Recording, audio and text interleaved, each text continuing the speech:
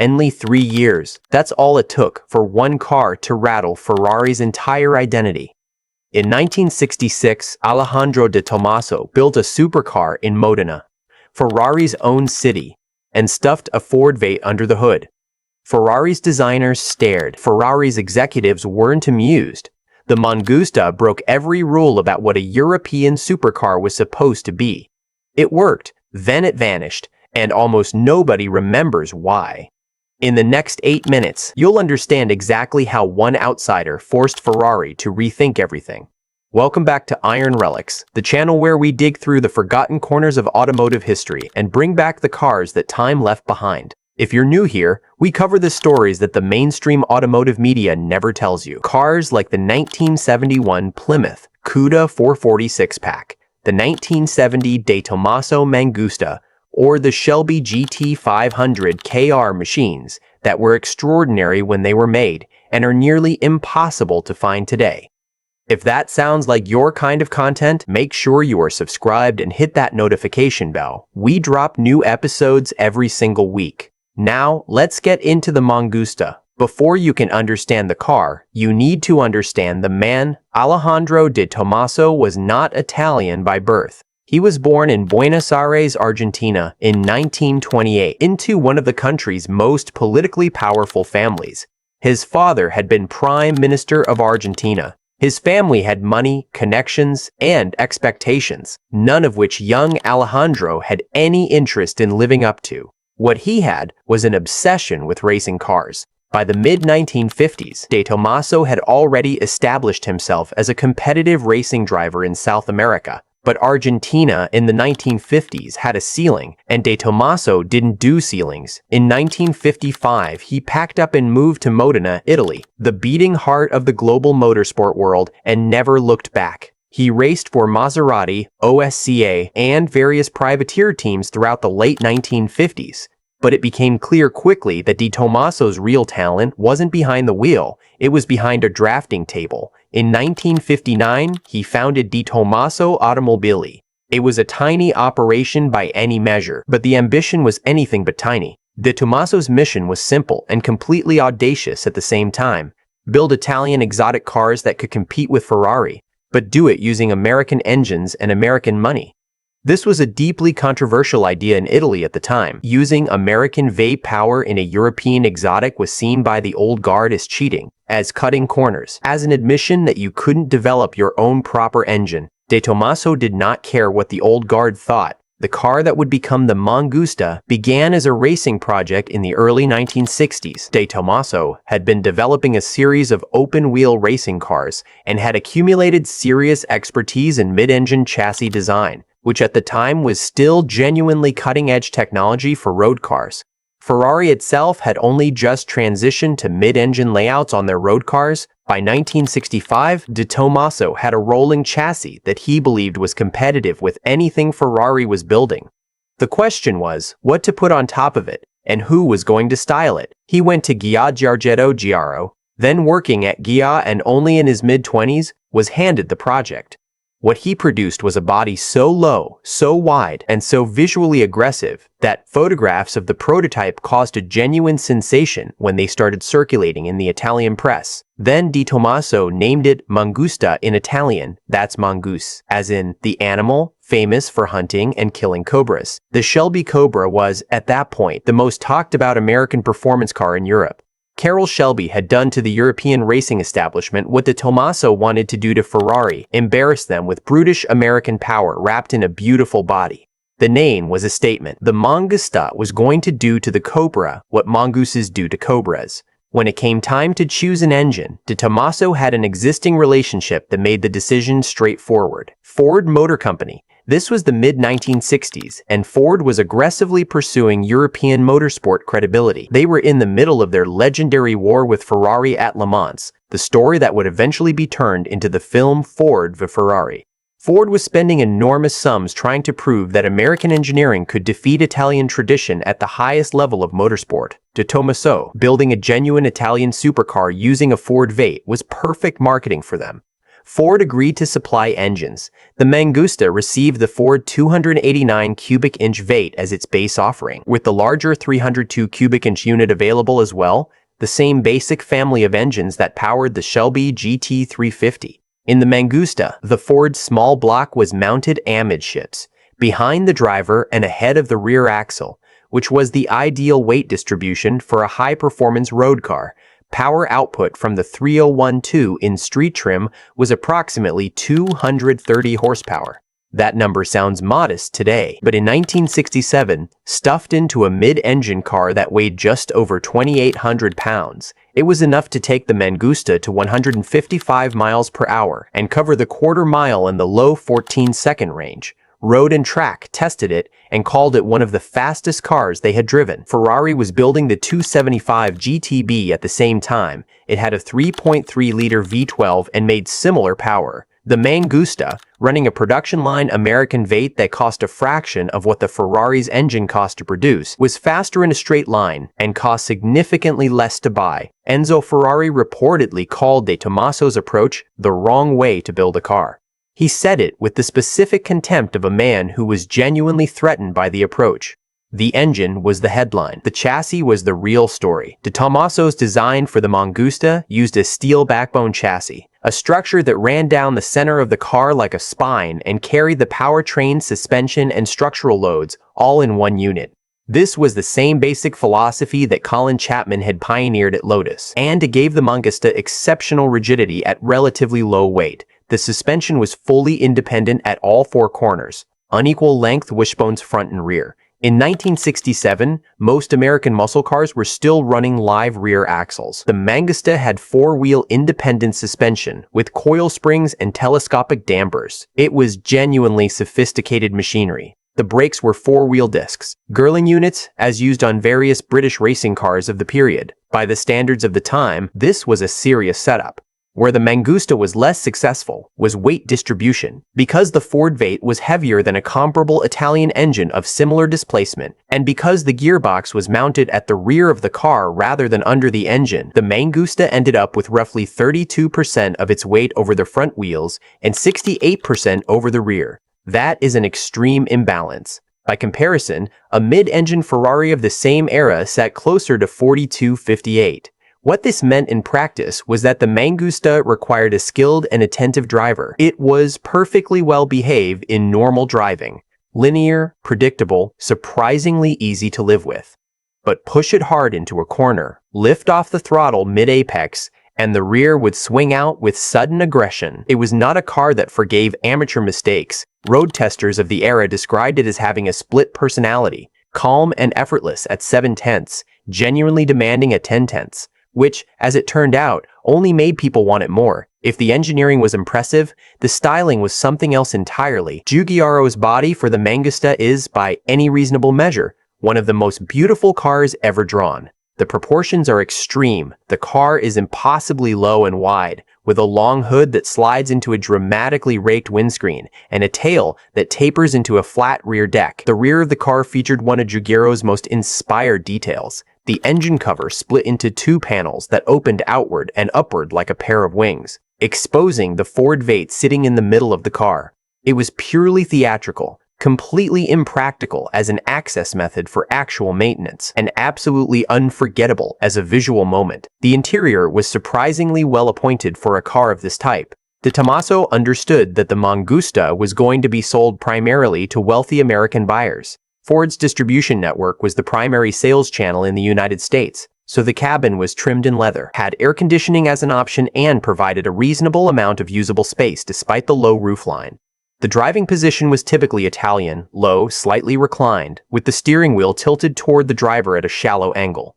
The instruments were grouped directly ahead of the driver and were easy to read at a glance. By 1967 standards, the cockpit was genuinely well thought out. Now here is the detail that most people gloss over, and it is the detail that makes this entire story so extraordinary. De Tomaso Automobili was located in Modena, not somewhere near Modena, not in a suburb of Modena, in Modena itself, the same city where Ferrari had been building cars since 1947.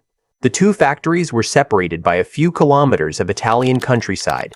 Every morning that Alejandro de Tomaso drove to work, he was driving through Ferrari's territory. Every automotive journalist who came to test the Mangusta flew into the same regional airport that Ferrari's guests used. Every parts supplier, every coach builder, every engineer that De Tomaso hired, they all existed in the same small ecosystem that Ferrari had built and dominated for 2 decades. And De Tomaso was inside that ecosystem, building a car designed specifically to make Ferrari look overpriced and overhyped. Enzo Ferrari was famously contemptuous of competitors. He had dismissed Lamborghini, the other great Modena challenger, as a tractor maker who had no business building sports cars. He had a long and well-documented history of refusing to acknowledge competition publicly while being acutely aware of it privately. With De Tomaso, it was different, because De Tomaso was not just a rich amateur building a vanity project. He was a serious engineer, with serious financial backing from the world's largest automaker, building a car that the press was already comparing favorably to Ferrari's current production lineup. Internally, Ferrari engineers were aware of the Mangusta from the prototype stage. According to accounts from people who worked in Modena during that era, the Mangusta was not ignored inside Maranello. It was studied, its weight distribution problems were noted, its styling was admired, even by people who would never admit it publicly, and its price point, substantially below an equivalent Ferrari, was a source of genuine concern for Ferrari's sales organization. The Mangusta did not kill Ferrari. It was never going to kill Ferrari, but it demonstrated something that Ferrari's management found deeply uncomfortable: that the formula Ferrari had built its entire identity on, Italian engine, Italian chassis, Italian craftsmanship, premium price, was not the only way to build a world-class exotic car. You could do it differently, and the result could be just as good. The Mangusta was never officially campaigned as a factory racing car. De Tomaso, despite his racing background, positioned the Mangusta purely as a road car, a grand touring machine in the Italian tradition. But the road car was fast enough that private owners took it racing anyway. In SCCA competition in the United States during the late 1960s and early 1970s, Mangustas appeared in various amateur road racing series. The combination of the mid-engine layout, the relatively lightweight Ford Vate, and the fully independent suspension made the car genuinely competitive against purpose-built racing machinery in the right class. What the Mangusta revealed on the track was both its greatest strength and its most significant weakness at the same time. The strength was straight-line speed and high-speed stability. The Mangusta's low, wide body generated meaningful downforce at speed, more than most cars of its era were designed to produce, and the long-geared transmission allowed it to build velocity in a way that surprised competitors who expected a production-based car to fall apart above 130 miles per hour. The weakness was exactly what the road testers had flagged. The rear heavy weight distribution made the car difficult to manage at the limit in slow-speed corners. Drivers who came from Formula car backgrounds adapted quickly. The oversteer was manageable if you anticipated it. Drivers who came from American muscle car backgrounds, where you pointed the car and mashed the gas, found the Mangusta genuinely treacherous when they pushed too hard. Several racing Mangustas were significantly damaged in incidents that came down to exactly this characteristic: a sudden, snappy oversteer at a moment when the driver was not prepared for it. De Tomaso was aware of the problem. It was one of the primary reasons that when development began on the car that would replace the Mangusta, resolving the weight distribution was listed as the single most critical engineering objective. Here is where the Mangusta's story becomes a tragedy. De Tomaso built the Mangusta from 1967 to 1971. In that entire production run, only 401 cars were made. 401. For a car this significant, this visually arresting, this technically capable, this historically important, the production number is almost incomprehensibly small. Part of the reason was manufacturing capacity. De Tomaso's Modena factory was genuinely tiny. Body panels were fabricated by hand, chassis were assembled one at a time, and final assembly was a largely artisanal process. This was not a car that could be built in volume. Part of the reason was price. The Mangusta sold for approximately $11,000 in the United States in 1969, which placed it above a Corvette but below a Ferrari. That sounds like a bargain in retrospect, but in 1969, $11,000 was serious money, and buyers who were spending that much on a car had strong opinions about brand prestige. Ferrari had prestige. De Tomaso was still building it, and part of the reason production ended when it did was that De Tomaso was already moving on to something bigger. The car that would replace the Mangusta, the Pantera, was in development by the late 1960s, and it was a fundamentally different kind of project. Where the Mangusta had been a small batch, hand-built statement of intent, the Pantera was designed for genuine volume production. De Tomaso struck a formal agreement with Ford to manufacture the Pantera and distribute it through Lincoln Mercury dealerships across the United States, the same network that sold the Thunderbird and the Continental Mark III. The target was 5,000 cars per year. The ambition was nothing less than making De Tomaso a mainstream exotic brand available at your local Ford dealer. The Pantera fixed the Mangusta's weight distribution problem. It used a unibody steel structure rather than the backbone chassis, which allowed the engine to sit further back in the car and gave the car a far more neutral 44-56 front-to-rear weight split. It was faster than the Mangusta, more practical, and significantly more reliable. It was also, by most accounts, slightly less beautiful. The Mangusta's proportions had been extreme in a way that was almost irrational, stretched and low and dramatic in a manner that could only exist in a hand-built car where every panel could be massaged to achieve the right visual line. The Pantera was drawn by Tom Charda at Gia, and was genuinely stunning, but it was designed with production tooling in mind, and the compromises required for that process showed in subtle ways that anyone who had spent time around a Mangusta could see immediately. The Pantera is, today, the far more well-known car. It was built in far greater numbers, over 7,000 units across a production run that stretched, remarkably, all the way to 1992. Elvis Presley famously owned one, shot it in anger after it refused to start one morning, and that story alone has kept the Pantera in the public consciousness for 50 years. But the Mangusta was first.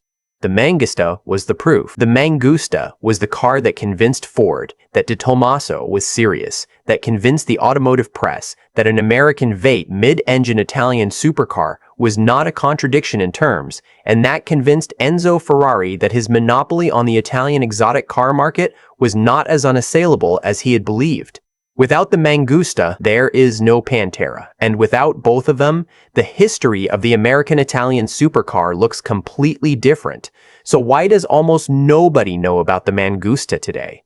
The honest answer is that it was a victim of its own replacement. When the Pantera launched in 1971 and immediately became a commercial success, 5,000 units in its first year, distributed through thousands of Ford dealers, reviewed in every major automotive magazine in America, the Mangusta was simply overshadowed.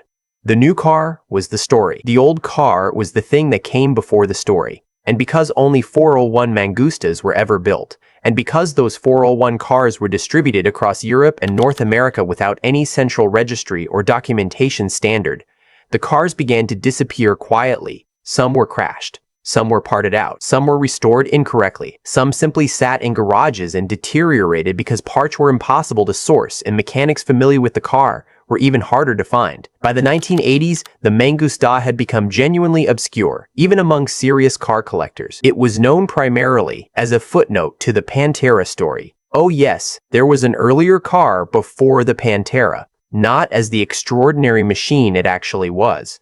It took the collector market 2 full decades after production ended to begin reassessing the Mangusta on its own terms. Slowly, through the 1990s and into the 2000s, a small but intensely passionate community of restorers and historians began documenting the surviving cars, establishing what a correct Mangusta should look like, and making the case, loudly and persistently, that this was not a footnote to anything. It was one of the most important exotic cars of the 1960s.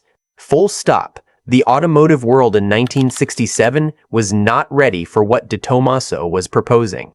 The idea that you could take an American Vate, a big, crude, pushroad engine designed to be mass-produced and easy to maintain, and put it in the middle of an Italian supercar with Italian styling and Italian chassis engineering, and come out with something that genuinely threatened Ferrari, was not a concept that the establishment accepted gracefully.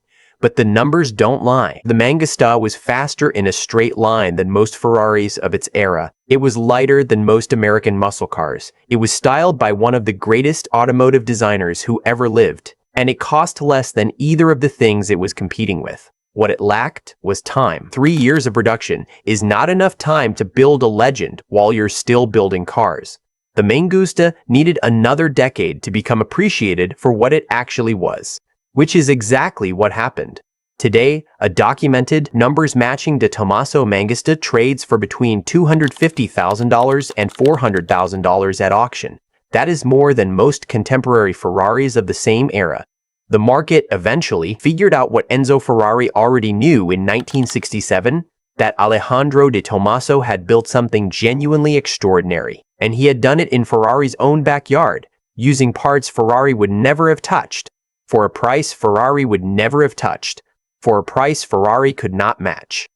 The Mangusta didn't scare Ferrari because it was perfect. It scared Ferrari because it was almost perfect and it was going to get better. So here's a question I want you to think about and drop in the comments below. If you had to choose between a De Tomaso Mangusta and a comparable era Ferrari 275 GTB, knowing what you know now about these cars, which one would you rather own? Same money, same era, completely different philosophies.